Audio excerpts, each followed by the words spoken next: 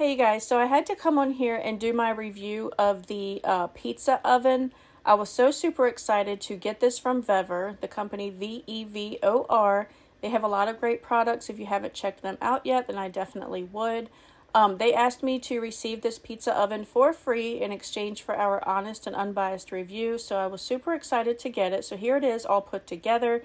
It did not come put together. It does have all the pieces and parts that you have to add to it. The legs do just fold up underneath of it for easy storage, which is great, but everything else you kind of had to either screw on or pop on or slide in. But the instructions were very easy to understand, very easy to follow. So we got everything out of the box, and then we just quickly worked together to get it all put together.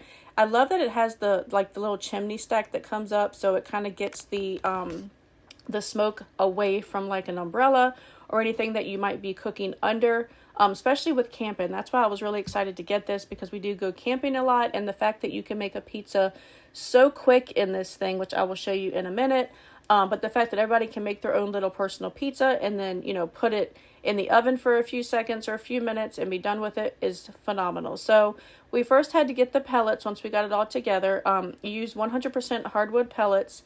So we got them in the little tray, and then we got them lit, and we put it inside of the pizza oven, and it says to let it preheat for about 15 minutes or just long enough, you know, to get the temperature up to 350. It does have the little thing on the side that will tell you the temperature, which is nice, so you don't have to just guess or estimate.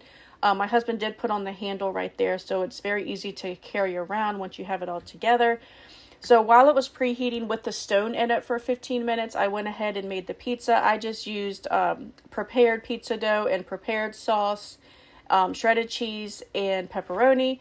And then once it got up to 350, we did have to add a few more pellets, which it gives you that little holder there, so you don't have to worry about burning your finger to open the pellet feeder. And then we put about 3 more scoops into the pellet hopper, so it was nice and full.